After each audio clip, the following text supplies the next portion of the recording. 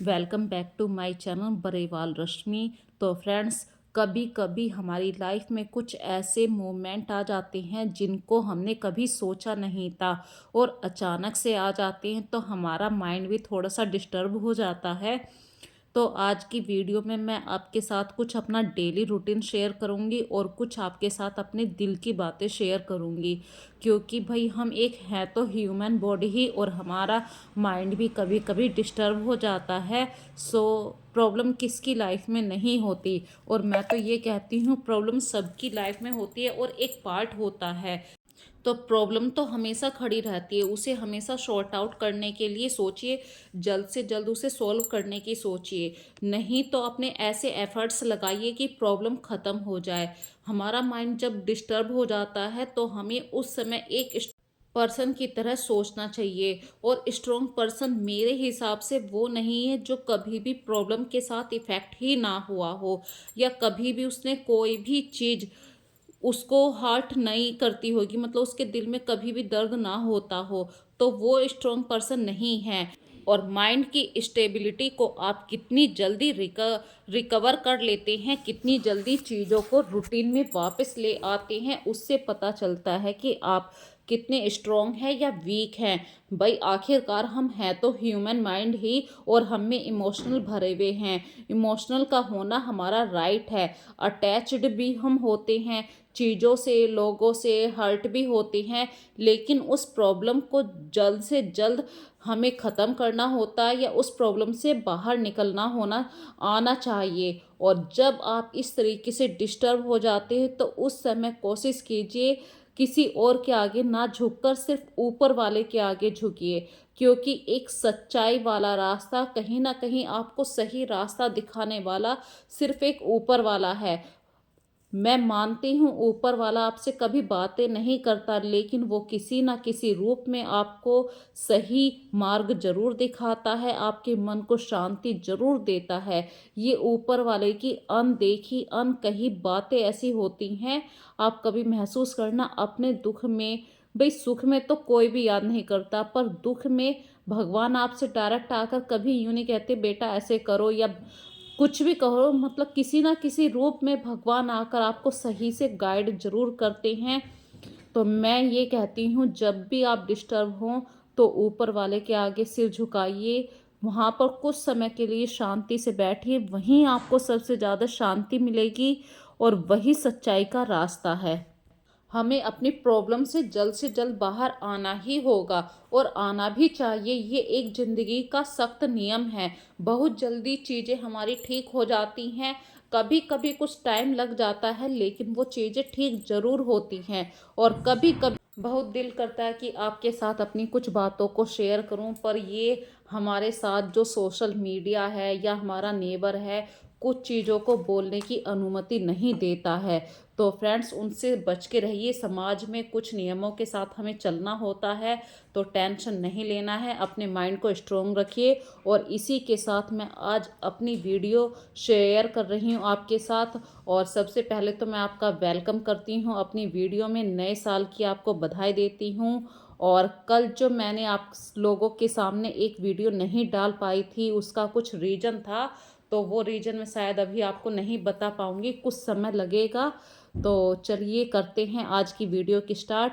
और फ्रेंड्स, देखिए कार्तिक के स्कूल के अभी विंटर वैकेशन ख़त्म होने वाली हैं, तो आज मैंने बनाए हैं गर्मा गर्म पराठे, और वो भी थोड़े से बड़े बड़े। मतलब मैंने ली है आलू, आलू की पिट्ठी को ज़्यादा लेती हूँ और आटे की लोई को कम लेती हूँ, उस वजह से ये आलू के पराठे बहुत ही टेस्टी लगते हैं।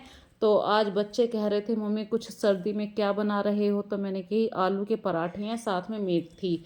आलू के पराठे में ही मैंने मेथी डाल दी है, और मेथी का टेस्ट भी आएगा, आलू के पराठे भी हो गए बच्चों के लिए। तो सुबह का एक हेल्दी नाश्ता मैंने आज बच्चों को प्रोवाइड करा है।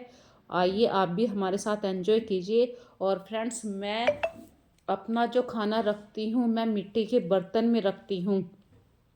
हफ्ते में कोशिश करती हूँ कि मैं 3 दिन मिट्टी के बर्तन में खाना रखूँ, और 3 दिन जो हॉटकेस होता है उसको यूज़ करती हूँ, ताकि मिट्टी के बर्तन को जब मैं साफ़ कर सकूँ तो उसे प्रॉपर धूप में सुखा भी सकूं।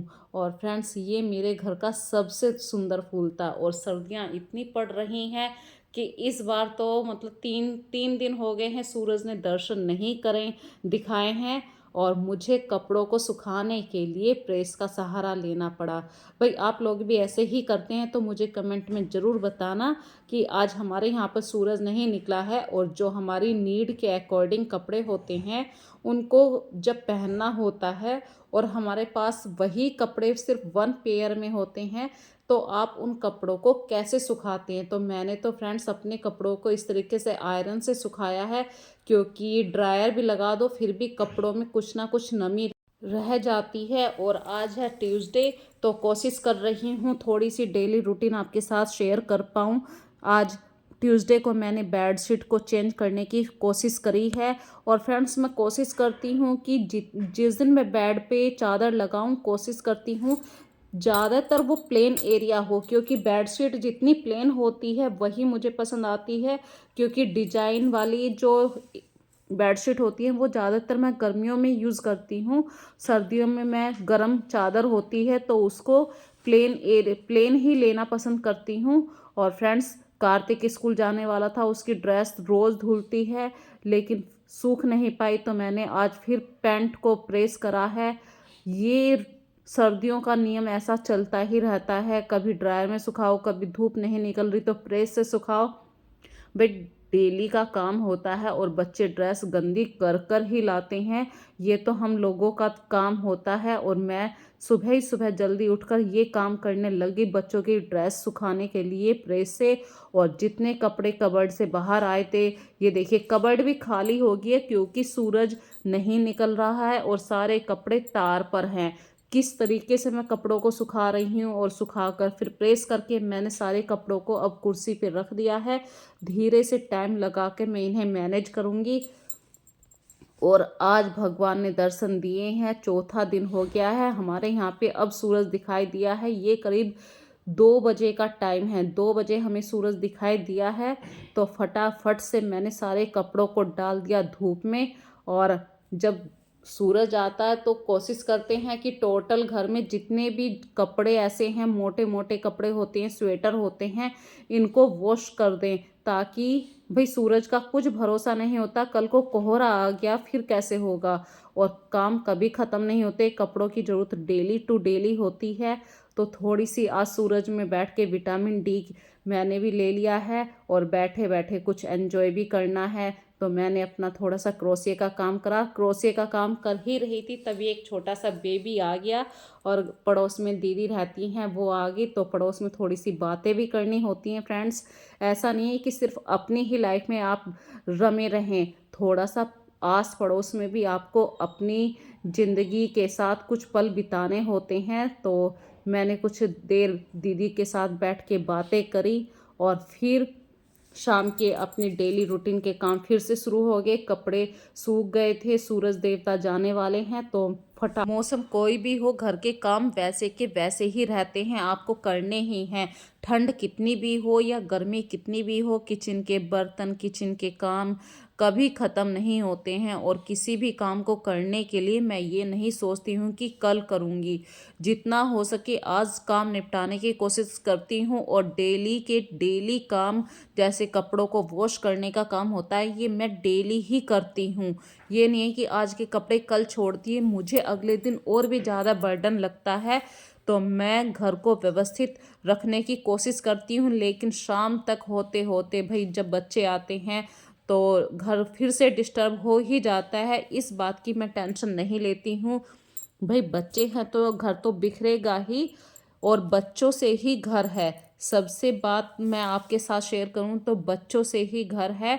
यदि बच्चे ज़्यादा टाइम के लिए बाहर चले जाते हैं तो घर में मन भी नहीं लगता है, घर भी काटने को आता है। तो ये हमारी लाइफ का एक ऐसा हिस्सा हो गया है कि हमने अपनी लाइफ को बच्चों के चारों तरफ, अपने हस्बैंड के चारों तरफ इस तरीके से रमा के रखा है कि वो लोग बाहर जाते हैं तो हमारा काम सिमट जाता है। पर जब वो लोग नहीं आते हैं तो हमें वो घर भी अच्छा नहीं लगता। जिस घर को आप अपने हाथों से संवारते हैं, यदि बच्चे 1 घंटा भी लेट हो जाते हैं तो उस घर में मन नहीं लगता है कि बच्चे क्यों नहीं आए, क्या कारण है। ऐसी बहुत सारी छोटी छोटी सी बातें हो जाती हैं। तो बच्चों से ही रौनक है, बच्चों से ही ज़िंदगी है। और इसी के साथ फिर अपने और शाम के काम करने शुरू किए मैंने। थोड़ा सा मतलब रात में कुछ नमकीन बिस्किट आए थे, तो जो बचा हुआ सामान था उसको मैंने खाली डिब्बों में भरना शुरू कर दिया, क्योंकि टाइम का यूज़ तो करना ही होता है। और कोई भी परिवार, फ्रेंड्स, मैं आपके साथ बात शेयर करना चाहती हूँ। मैंने पहले ही स्टार्टिंग में बोला था कि मैं आपके साथ कुछ शेयर करना चाहती हूँ। तो कोई भी परिवार बिना समझौते के तो नहीं चल सकता है। कुछ ना कुछ समझौता तो दोनों को करना होता है। एडजस्टमेंट नाम की जो चीज़ होती है वो लाइफ में हमेशा बनाए रखिए। और कभी कभी अपना आर्ग्यू जो होता है उसके साथ समझौता मत कीजिए। सबका वैसे अपना अपना पॉइंट ऑफ व्यू होता है। कोई सोचता है कि मैं क्यों झुकूं, औरत क्यों नहीं झुकती है, या औरत को नहीं झुकना चाहिए, मर्द को नहीं झुकना चाहिए। पर गृहस्थी जो चीज़ होती है वो मर्द औरत दोनों से ही बनती है। अपने लिए नहीं, परिवार बच्चों के बारे में सोचिए, फिर कोई डिसीजन लीजिए या डिसीजन पर जाइए। एक बड़ी सच्चाई आपके साथ शेयर करना चाहती हूँ कि लड़ाई सबके घर में होती है, और बिना लड़ाई के ज़िंदगी का मज़ा भी नहीं है। पर जिसका घर टूटता है दुनिया मज़े भी उसी घर के लेती है। तो फ्रेंड्स, कॉम्प्रोमाइज़ करना गलत बात नहीं है। Compromise is best option, yes और नो, ये आपके ऊपर डिपेंड करता है।